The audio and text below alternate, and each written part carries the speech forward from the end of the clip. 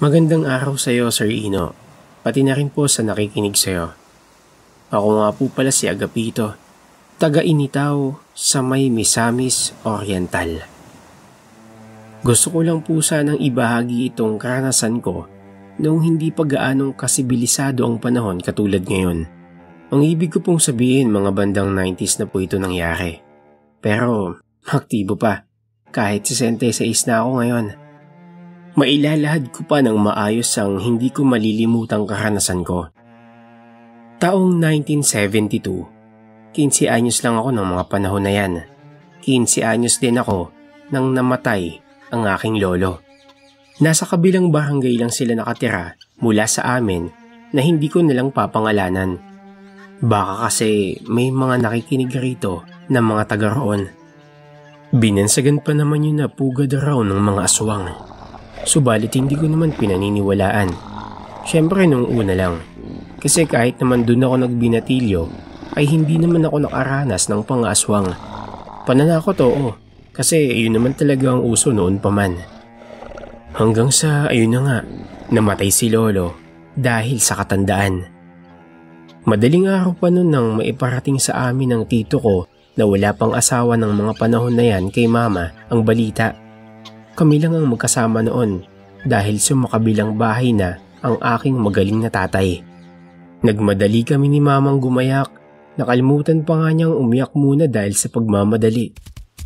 Sumakay kami ng kabayo upang mapabilis ang pagdating namin.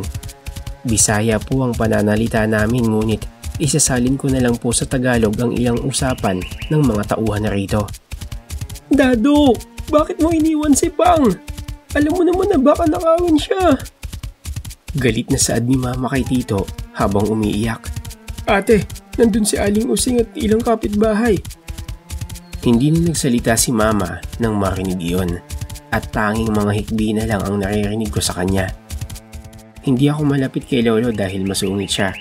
Kaya naman hindi ako masyadong nag-iiyak. Pero syempre, naiyak rin ako kahit papaano dahil lolo ko pa rin siya. Nang makarating kami sa kubo ni na lolo, ay may mga tao na rin roon. Nakapalibot sa kubo ang ilang kalalakihang kapitbahay na may mga dalapang sulo. Sa totoo lang, sa paninirahan namin doon ay noon pa lang ako nakasaksi ng ganon. Yun bang may nagbabantay na maraming kalalakihan sa palibot ng kubo dahil madaling araw na rin binawian ng buhay si lolo. Tito, bakit ang daming tao rito? Naitanong kong bigla sa aking tito dahil sa napakahigpit naman kasi ng pagbabantay ng mga kalalakihan roon. Talamak ang busaw rito, kaya naman kailangan maghigpit sa pagbabantay kay Pang.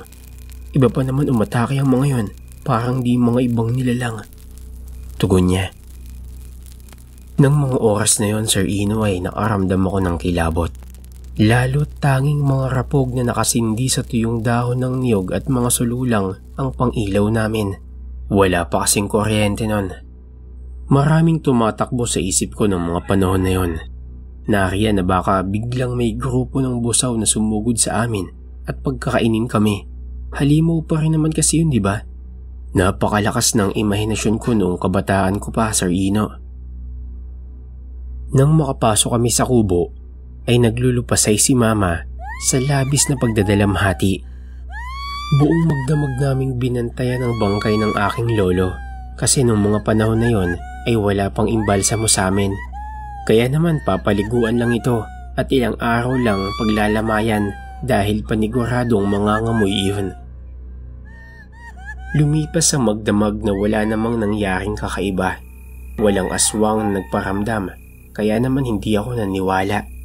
Subalit Sir Ino, sa unang gabi ng lamay ay doon ko unang naranasang makasaksi ng aswang.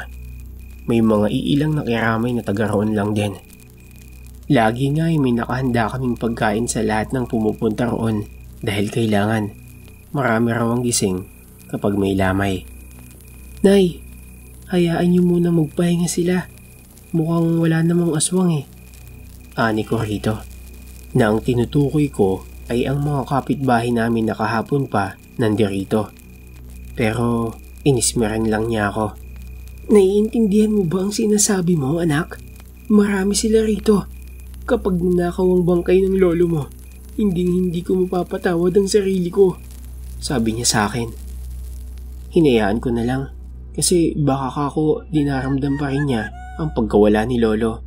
Kahit ang ikinamatay naman nito ay ang katandaan. Hanggang sa, "Linda! Isarado mo ang pinto!" sigaw ni Mang Tibor, ang kapitan ng barangay na iyon. "Anak, isarado mo ang bintana!" utos sa akin ni Mama. Hindi ko na kasi alam ang gagawin ko ng oras na iyan kasi hindi ko naman alam ang gulo sa labas. Mas nangingibabaw sa akin ang kuryosidad, ngunit hindi ko alam kung susungaw ba ako o hindi. "Agapito, ano ba? Isarado mo na ang bintana! Nandiyan na ang mga busaw!" Doon na talaga gumapang ang takot sa bawat himay-himay ng ugat ko. Imbis na sundin ko si Mama, ay mas dumikit ako sa kanya. Para akong baklang hindi na-develop, Sir Ino, ng mga oras na yan. Sa isip ko kasi, baka kapag isinarado ko ang bintana ay tumalon doon ang busaw at kagatin ako. "Ano bang hinayupak na batang to?" Bulyaw ni Mama na siya na mismo ang gumawa ng utos niya. Nakadikit pa rin ako sa kanya at hindi na alintana ang galit niya habang isinasara ang bintana. At doon, nakakita ako ng ilang anino sa labas na hugis tao. Buhaghag ang mga buhok, subalit hindi masyadong maaaninag ang mga mukha nila. Napasigaw talaga ako sa takot. Nanlamig ang tuhod ko na parang namanhid sa sobrang hilakbot.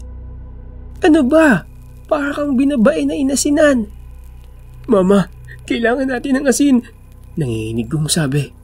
Pero umiling lang si Mama at sinabing doon kami sa kabaong ni Lolo.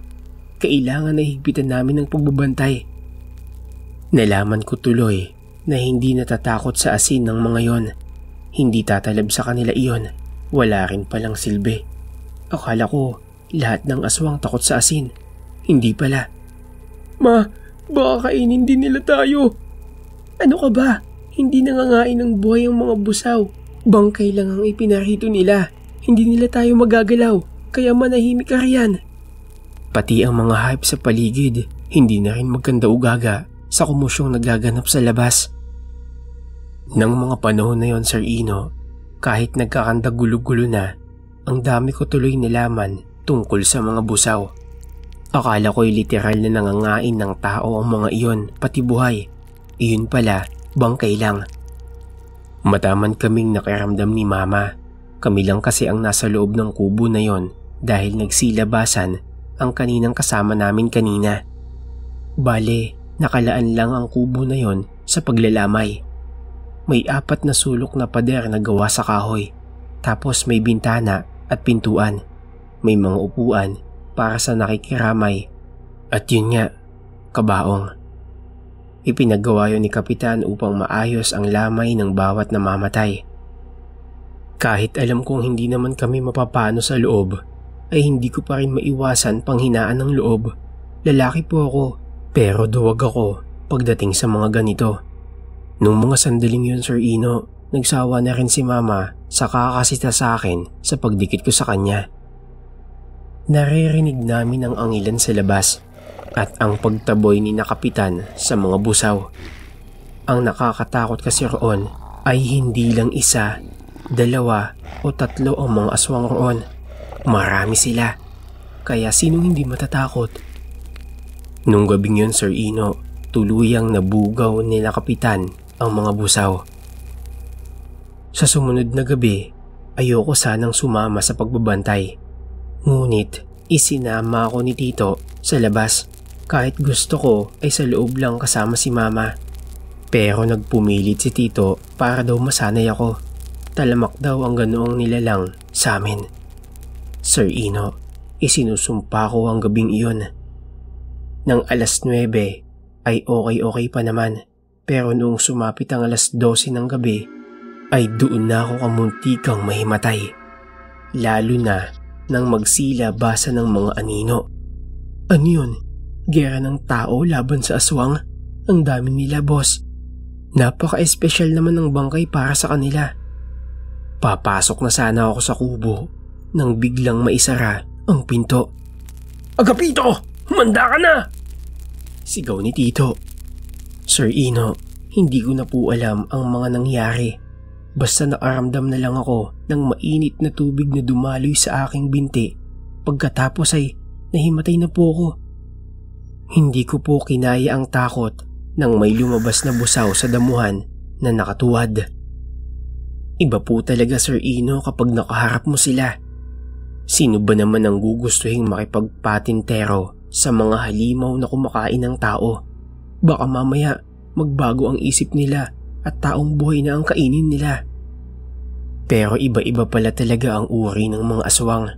Hindi talaga sila kumakain ng buhay na tao dahil walang napapabalita ang sinagpang ng aswang sa baryo namin.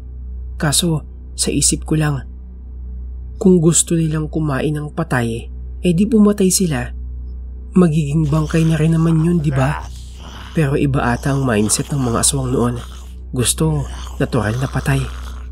Kaya kahit anong klaseng aswang pa yan, kinatatakutan ko talaga. Ang sabi ni Mama, pagkatapos kong mahimatay ay ipinasok na ako sa loob. Mabuti nilang daw at walang nangyari sa akin. Simula nun ay hindi na ako sumama sa pag-aabang ng mga busaw. 3 gabi lang rin pinaglamayan si Lolo. Nakakatroma rin kasi. Walang mintis din kasi ang pagdalaw nila sa lamay. Wala silang katakot-takot na ipangalandakan ang sarili nila. Hindi tulad ngayon na sila na ang nagtatago. At salamat na lang sa Diyos dahil hindi nanakaw ang bangkay ni Lolo. Akala ko nga hanggang doon na lang. Matapos mailibing ni Lolo ay nanatili kami sa sementeryo. Doon pa pala kami magbabantay. Nilakasan ko na lang ang loob ko dahil wala na akong pagpipilian nang may sinabi si Tito sa amin ni Mama. Kaya pala niya ako sinasanay ay dahil kay Lolo. Habilin pala iyon ni Lolo sa tito ko. Malamya daw ako at ayaw niya sa bakla. Hindi naman ako bakla ng oras na yan. Pero gusto daw niyang maging lalaking lalaki ako. Kaya kailangan ko daw makasama sa pagbabantay sa bangkay niya. Iyon din ang dahilan kung bakit malayo ang loob ko sa kanya. Naaamoy niyang bakla ako. Tulad ng nakikita sa telebisyon ay nagkwintas rin ako ng bawang. May sibat ako at pumwesto na sa likod ni Tito. At doon mas nahintakutan ako nang palibutan nila kami. Sir Ino, normal lang yun doon. Kaya hindi masyadong natatakot ang mga kababae namin sa mga gaya nila. Bangkay lang kasi talaga ang puntira nila. Mahihimatay na naman sana ako sa takot nang balaan ako ni Tito. Huwag kang magpatay-patayan dyan ulit. Baka imbis na si Pang ang nakawin nila, baka ikaw pa ang mapagdiskitahan nila. Akalain na bangkay ka. Tuloy, hinarap ko ang takot ko sa mga yon. Nanatili lang silang nakatanaw sa amin habang umaangil. 3 gabi kaming nagbantay habang ginagawa ang pagsimento. Si Kapitan na mismo ang nagpasimento sa puntod ni Lolo para daw hindi na mahukay ng mga busaw. Yun na nga ang una at huling pagbabantay ko sa isang bangkay dahil hindi na ako nasanay. Mabuti na lang sa pag-usbong ng sunod-sunod na taon ay paunti-unti rin silang nawawala. Umalis rin kami roon pagkaraan ng 2 taon dahil nagtrabaho na si Mama sa Maynila. Pero kahit papaano ay nakatulong rin sa akin ang pagharap sa mga halimaw na iyon dahil hindi na ako basta-bastang natatakot sa mga katulad nila kapag may nakakakwentuhan akong gano'n ang paksa. Huwag lang makaharap, ibang usapan na yun. Sa ngayon, wala pa rin akong asawa at mga anak. Nagladlad na ako, Sir Ino. Naipasa ko man ang pagsubok ni Lolo, pero di yun naging hadlang upang maging ako. Siguro'y dahil moderno na ang panahon, kaya nagsiwalaan na sila. Pero ito lang ang masasabi ko. Totoo sila at nasa paligid lang sila. Yung probinsya namin dati, maayos na. Namatay si Tito roon na walang gumagambalang aswang. Hanggang dito na lamang po, Sir Ino. Muli po, ako po, si Agapito.